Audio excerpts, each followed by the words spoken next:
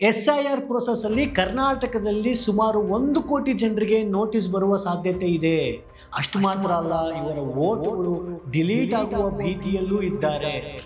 ಈ BLOಗಳನ್ನು ನಾವು ಮಾತನಾಡಿಸಿದಾಗ ಗೊತ್ತಾಗಿದ್ದ ವಿಚಾರ ಏನು ಅಂತ ಹೇಳಿದ್ರೆ, 75% ಜನ ಇದು PUC ಅಥವಾ PUC ಗಿಂತ ಕಡಿಮೆ ಓದಿರ್ತಕ್ಕಂಥ BLOಗಳು ಇದರಲ್ಲಿ ಇದ್ದಾರೆ ಅಂತಕ್ಕಂಥದ್ದನ್ನ ಕಂಡು ಬರ್ತಾ ಇದೆ. ಈ ತರಬೇತಿ ನಿಮಗೆ ಸಂಪೂರ್ಣವಾಗಿ ಅರ್ಥ ಆಗಿದೆಯಾ ಅಂತ ಹೇಳಿದ್ರೆ, ಸಂಪೂರ್ಣವಾಗಿ ಅರ್ಥ ಆಗಿದೆ ಅಂತ ಹೇಳೋದಂತೂ 30%, ಅಂದ್ರೆ 70% BLOಗಳಿಗೆ ತಮಗೆ ಪಡ್ಕೊಂಡಂತ ತರಬೇತಿ ಸಂಪೂರ್ಣವಾಗಿ ಅರ್ಥವೇ ಆಗಿಲ್ಲ. ಈ ಎಲ್ಲಾ ಪರಿಸ್ಥಿತಿಗಳಲ್ಲಿ BLOಗಳು ಯಾವ ರೀತಿ ತಮ್ಮ ಪ್ರಕ್ರಿಯೆಯನ್ನ SIR ಪ್ರೋಸೆಸ್ ಅಲ್ಲಿ ಮಾಡಿದ್ದಾರೆ ಅನ್ನೋದೇ ಒಂದು ದೊಡ್ಡ ಪ್ರಶ್ನೆ ಆಗುತ್ತೆ. ನಮಸ್ಕಾರ ಸ್ನೇಹಿತರೆ, SIR ಪ್ರೋಸೆಸ್ ಅಲ್ಲಿ ಕರ್ನಾಟಕದಲ್ಲಿ ಸುಮಾರು 1 ಕೋಟಿ ಜನರಿಗೆ ನೋಟಿಸ್ ಬರುವ ಸಾಧ್ಯತೆ ಇದೆ.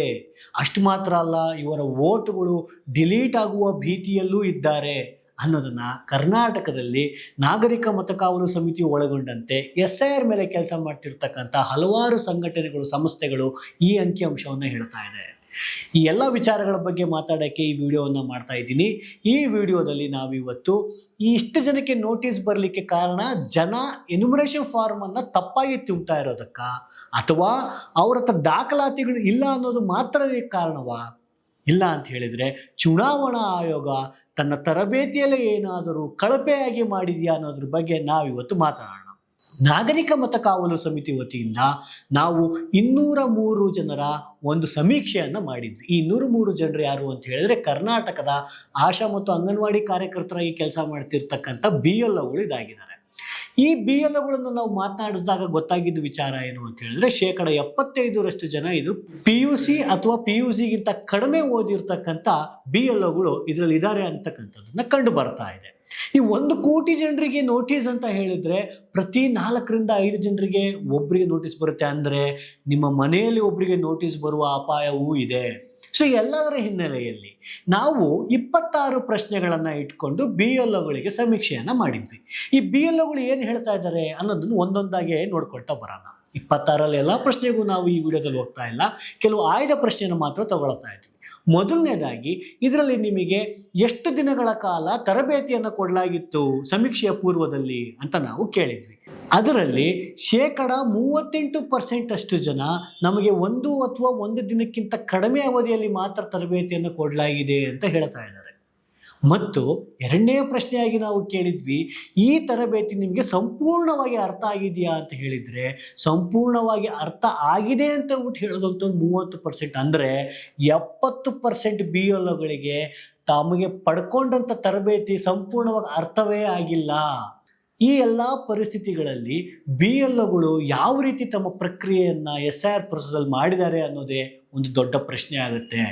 ಸೊ ಈ 1 ಕೋಟಿಗೂ ಹೆಚ್ಚು ಜನರಿಗೆ ನೋಟಿಸ್ ಬರುತ್ತೆ ಅಂತ ನಾವೇನು ಮಾತಾಡ್ತಾ ಇದ್ದೀವಿ. ಈ ನೋಟಿಸ್ ಬರೋದು ಯಾಕೆ?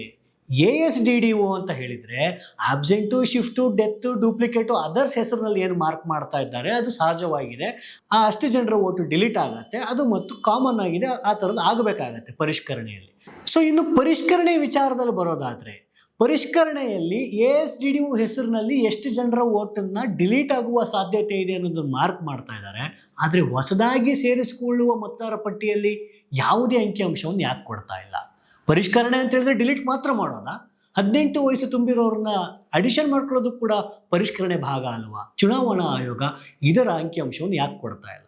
ಎರಡನೇದಾಗಿ, ಲಾಜಿಕಲ್ ಡಿಸ್ಕ್ರಿಪೆನ್ಸಿ ಅಂತಕ್ಕಂಥದ್ದನ್ನ, ಅಂದರೆ ಹೆಸರಿನಲ್ಲಿ ಏನಾದರೂ ಸ್ಪೆಲ್ಲಿಂಗ್ಸ್ನಲ್ಲಿ ತಪ್ಪಿದ್ರೆ, ತಂದೆ ತಾಯಿ ಮತ್ತು ಮಕ್ಕಳ ವಯಸ್ಸಿನಲ್ಲಿ, ಸಹೋದರರ ವಯಸ್ಸಿನಲ್ಲಿ, ಅಥವಾ ತಂದೆ ತಾಯಿ ಹೆಸರಿನಲ್ಲಿ ಏನಾದರೂ ಸ್ಪೆಲ್ಲಿಂಗ್ಸ್ ಮಿಸ್ಟೇಕ್ ಇದ್ದರೆ ಇದೆಲ್ಲವನ್ನ ಮಾರ್ಕ್ ಮಾಡಿ ಇವರಿಗೆ ನೋಟಿಸ್ ಕಳಿಸುವಂಥ ಪ್ರಕ್ರಿಯೆ ಲಾಜಿಕಲ್ ಡಿಸ್ಕ್ರಿಪೆನ್ಸಿಯದ್ದಾಗಿದೆ. ಇದನ್ನು BLO ಆ್ಯಪ್ನಲ್ಲಿ ಇದ್ದಾಗಿಯೂ ಕೂಡ, ಹೆಸರುಗಳನ್ನು ಮಾರ್ಕ್ ಮಾಡ್ತಾ ಇದ್ರೂ ಕೂಡ ಯಾಕೆ ನೀವು ಈ ಅಂಕಿಅಂಶವನ್ನು ಹೊರಗೆ ಕೊಡ್ತಾ ಇಲ್ಲ ಅನ್ನೋ ಪ್ರಶ್ನೆ ಚುನಾವಣಾ ಆಯೋಗದ ಮೇಲೆ ನಾವಿದನ್ನು ಇಡ್ತಾ ಇದ್ದೀವಿ. ಅಷ್ಟು ಮಾತ್ರ ಅಲ್ಲ, ಇಷ್ಟು ಗಂಭೀರವಾಗಿರ್ತಕ್ಕಂಥ ವಿಚಾರದ ಬಗ್ಗೆ ನಿಮಗೆ ತರಬೇತಿ ಆಗಿದೆಯಾ ಅಂತ ನಾವು BLOಗಳಿಗೆ ಸಮೀಕ್ಷೆಯಲ್ಲಿ ಕೇಳಿದಾಗ 100% ಜನ ನಮಗೆ ತರಬೇತಿ ಆಗಿಲ್ಲ ಇದ್ರ ಬಗ್ಗೆ ಅಂತ ಹೇಳ್ತಾ ಇದ್ದಾರೆ. ಇಷ್ಟು ಗಂಭೀರವಾಗಿರ್ತಕ್ಕಂಥ ವಿಚಾರದ ಮೇಲೆ ನಮಗೆ ತರಬೇತಿಯೇ ಆಗಿಲ್ಲ ಅಂತ BLO ಹೇಳ್ತಾ ಇರುವ ಸಂದರ್ಭದಲ್ಲಿ ಅದನ್ನ ರೀವೆರಿಫೈ ಮಾಡೋದಾಗ್ಲಿ, ಎಡಿಟ್ ಮಾಡೋದಾಗ್ಲಿ BLOಗಳು ಮಾಡ್ತಾ ಇದ್ದಾರಾ ಅನ್ನೋದೇ ಪ್ರಶ್ನೆ ಆಗತ್ತೆ. ಅಂದರೆ ಜನರಿಗೆ ಯಾವುದೋ ಕಾರಣಕ್ಕೆ ಸ್ಪೆಲ್ಲಿಂಗ್ನಲ್ಲಿ ಮಿಸ್ಟೇಕ್ ಆಗಿದ್ರೆ, ವಯಸ್ಸಿನಲ್ಲಿ ಮಿಸ್ಟೇಕ್ ಆಗಿದ್ರೆ ಅವ್ರದ್ದಲ್ಲದ ತಪ್ಪಿಗೋಸ್ಕರ ಜನ ಇವತ್ತು ಬೆಲೆಯನ್ನು ತೆತ್ತಬೇಕಾಗ್ತಾ ಇದೆ. ಈ ಎಲ್ಲವನ್ನು ನೋಡಿದಾಗ ನಮಗನ್ನಿಸ್ತಾ ಇರೋದು ಭಾಳ ಕಳಪೆ ರೀತಿಯಲ್ಲಿ ಈ SIR ಪ್ರಕ್ರಿಯೆ ಕರ್ನಾಟಕದಲ್ಲಿ ಆಗಿದೆ ಅಂತಕ್ಕಂಥ ನಮಗನ್ಸುತ್ತೆ. ತರಬೇತಿಯೇ ಭಾಳ ಕಳಪೆಯಾಗಿದೆ. ಚುನಾವಣಾ ಆಯೋಗ ಸರಿಯಾಗಿ ಇದನ್ನು ಮಾಡಿಲ್ಲ ಅನ್ನೋದು ನಮಗೆ ಅನಿಸ್ತಾ ಇದೆ. ನಿಮಗೇನು ಅನಿಸುತ್ತೆ? ಕಮೆಂಟ್ ಮಾಡಿ ಹೇಳಿ. ಮುಂದಿನ ವಿಡಿಯೋದಲ್ಲಿ BLOಗಳಿಗೆ ಆಗ್ತಿರುವಂಥ ಸಮಸ್ಯೆಗಳ ಬಗ್ಗೆ ನಾವು ಇನ್ನೂ ಹೆಚ್ಚಿನದಾಗಿ ಮಾತಾಡೋಣ.